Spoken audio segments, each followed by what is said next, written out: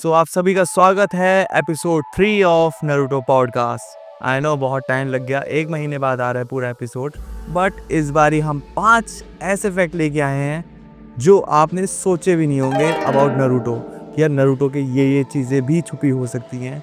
और इतना तो मानोगे यार, मतलब कुछ बढ़िया चीज़ें लाने में थोड़ा टाइम लग जाता है, इस बारी थोड़ा ज़्यादा लग गया, मगर लेके आए हैं बहुत बढ़िया वाले फैक्ट जिसको तुम सुन के बहुत ज़्यादा सरप्राइज हो सकते हो और होगे फॉर श्योर, जहाँ तक मुझे, क्योंकि जब मुझे पता लगे थे तब मैं भी बहुत सरप्राइज होता। तो ज़्यादा टाइम वेस्ट ना करते हुए welcome back to the Dilshan vlogs. आप देख रहे हैं नरूटो पॉडकास्ट एपिसोड 3। चलिए शुरू करते हैं।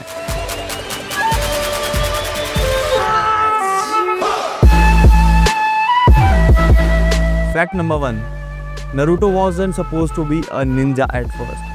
जी हाँ, इतना ही शॉकिंग मेरे लिए भी था जब भी मुझे पता चला। नरूटो स्टार्टिंग में एक निंजा होने ही नहीं वाला था। ही वॉज सपोज कि वो एक रामन शॉर्पनर होगा और वो बाद में जाके एक फॉक्स में कन्वर्ट हो जाएगा, जिसे हम कहते हैं 9-tailed beast। बट ऐसा नहीं हुआ।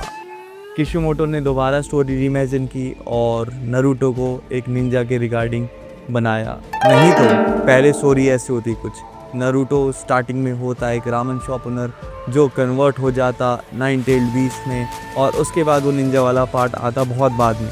बट इस स्टोरी को दोबारा से रीइमेजिन किया गया और हम आज की डेट में जानते हैं Naruto one of the most strongest Hokage and one of the strongest shinobi ever. और शुक्र की बात है यही हुआ, नहीं तो वो स्टोरी बहुत वियर्ड सी हो जाती और अजीब लगता। नरूटो रामन खाता हुआ ही अच्छा लगता है, और रामन सिर्फ एक ही दुकान के सबसे बढ़िया है, वो है इचिराकुरो ramen. Fact number 2, Rock Lee was inspired from Bruce Lee.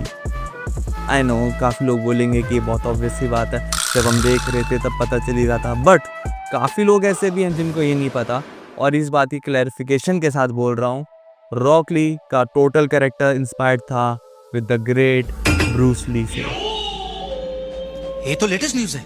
Rock Lee सिर्फ एक ताइजुत्सु मास्टर ही नहीं है, उसका पूरा का पूरा ओवरऑल कैरेक्टर ही ब्रूस ली को ट्रिब्यूट है। ब्रूस ली के बॉल कट से लेकर एक हार्डकोर इमेंस ट्रेनिंग और अंडरडॉग स्पिरिट, एक लड़ाई की, एक फाइट की, और उनके आइडियोलॉजी, उनके आर्ट स्टाइल, उनके मार्शल आर्ट स्टाइल, सब इतने परफेक्टली इसलिए दिखाए गए हैं क्योंकि पूरा रॉक ली कैरेक्टर ही ब्रूस ली इंस्पायर्ड है। इसलिए रॉक ली में ली जो है वो भी ब्रूस ली का है, बिकॉज वो एक ट्रिब्यूट था to the Bruce Lee. I said, empty your mind. Be formless, shapeless, like water.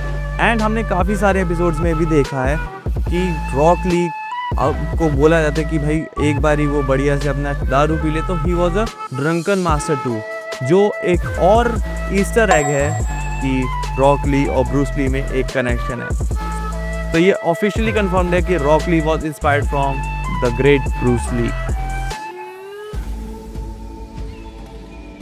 Fact number 3, क्या आपको पता है कि नरूटो में जो हमारे शिनोबी हेडबैंड्स हैं वो क्रिएटेड ही नहीं किए गए थे, वो सिर्फ क्रिएट हुए थे एनिमेशन पर्पस के लिए। पता है कैसे? इन द स्टार्टिंग किशिमोटो ने प्लान ऐसा कुछ नहीं किया था कि वो एक निंजा को शिनोबी हेडबैंड्स देंगे, बट उनकी जो एनिमेशन टीम थी उन्होंने ये चीज़ सजेस्ट की कि हमें कुछ ऐसा हेडबैंड्स देने चाहिए ताकि वो complex designs, complex four heads और जो कुछ टैटू एंड सिंबल्स हैं उनकी वजह से चीज़ें ज़्यादा कॉम्प्लेक्स नहीं हो पाएंगी अगर हम सबको एक हेडबैंड दे देंगे। और एक्शन सीक्वेंस में ये चीज़ ड्रॉ करना फ्रेम बाय फ्रेम बहुत मुश्किल है, क्योंकि animation is all about making same frame. तो हर फ्रेम को अगर हम एग्जैक्ट ड्रॉ कर सकते तो दिक्कत ही क्या थी, बट ऐसा पॉसिबल नहीं है। और एनिमेशन टीम को ज़्यादा चीज़ें कॉम्प्लेक्सिटी ना हो, इसलिए उन्होंने हेडबैंड्स का इजाद किया और एक शिनोबी को अलग अलग विलेज के हिसाब से हेडबैंड दे दिए गए। मैं भी बहुत जल्द लेने वाला हूँ, और आज की डेट में it is the iconic headbands. अगर शिनोबी की बात हो, बिना हेडबैंड के बात ही नहीं हो सकती। आई नो मैं बात कर रहा हूँ, ले लूँगा जल्दी।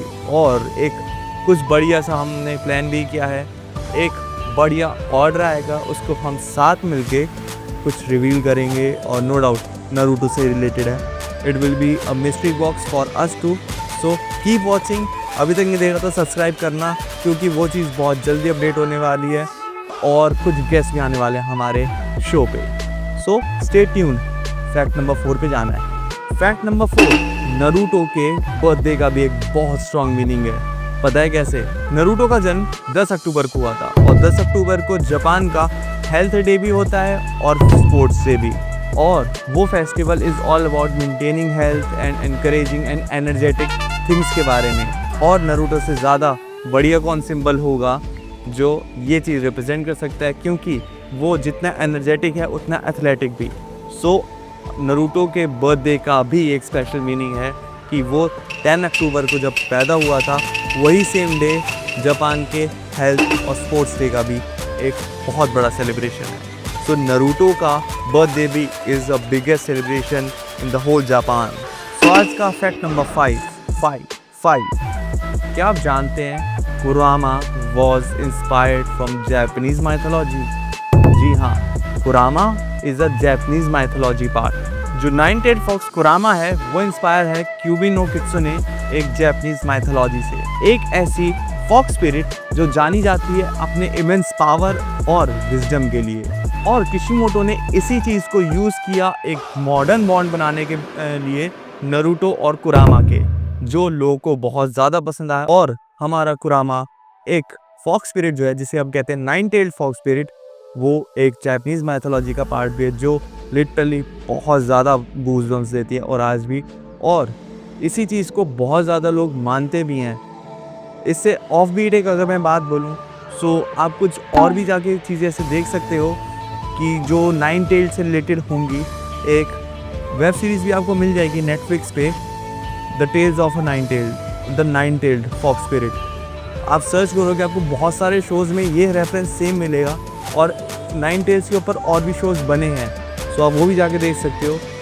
बट इन दी एंड हमारे नरूटो का फॉक्स स्पिरिट रिलेशन सिर्फ एक कॉमिक भी नहीं, एनिमे या फिर शोनेन ऑडियंस के लिए ही नहीं है कि वो एक इमेजिनरी स्टोरी थी। वो एक्चुअल में एक कल्चरल पार्ट है जो बहुत ज़्यादा हार्ट टचिंग है और बहुत ज़्यादा फीलिंग लाने वाला भी। So with this note I will take the leave for today. I hope कि आपको ये वीडियो अच्छी लगी तो लाइक करना, सब्सक्राइब करना, कमेंट पे चाहे तुम बढ़िया से एक रासेंगन फेंक के मारो, चाहे चिडोरी मारो, बट सब्सक्राइब कर दो। Keep supporting. अपने दोस्तों को भेजो, एनिमे फैंस को भेजो, अपने एनिमे दोस्तों को भेजो, शेयर करो स्टोरी पर, बस फैला दो वायरल की तरह, ताकि जैसे अभी तुम लोगों को ये चीज़ पता लगी है और लोगों को भी हो और एनिमे देखने के लिए लोग इंस्पायर हो। क्योंकि नो डाउट आज की डेट में मूवीज़ बहुत अलग अलग आपको देखने को मिल जाएगी, बट अगर आप आज भी अगर कुछ एक बेसिक वैल्यूज सीखना चाहते हो, कुछ इमेजिनेटिव, कुछ इंस्पायरिंग देखना चाहते हो, तो एनिमे ज़रूर देखना शुरू करो। बहुत अलग अलग तरीके के हैं। अगर कोई सजेशन चाहिए तो कमेंट बॉक्स में लिख देना, मैं सजेस्ट भी करूँगा। मैं कर भी सकता हूँ एनिमे अगर, क्योंकि anime is just not anime की ड्राइंग है, वो एनिमेशन है, उसमें बहुत हिडन वैल्यूज़ भी छुपी होती हैं। कहीं बहुत ज़्यादा आपको कुछ एडल्ट कंटेंट भी मिलेगा, but it will make sure कि आप वो चीज़ देख रहे हो जिसके ऊपर लोगों ने अपने लाखों घंटे लगाए हैं। क्योंकि एनिमेशन इज़ नॉट जस्ट कि एक करेक्टर बनाया, डिज़ाइन किया और हो गया। It is a biggest difficult thing कि आपको कोई बहुत महंगी तरीके से बना रहा है, बहुत हाई एफर्ट से बना रहा है, और वो क्वालिटी आपको मिलना आज की डेट में नॉर्मल कार्टून्स के मेक के बस की नहीं है। So with that note, I'll take the leave. I hope you'll stay good, stay healthy, be fit and keep supporting Delishan Vlogs. Take care, love you. मिलते हैं जल्दी।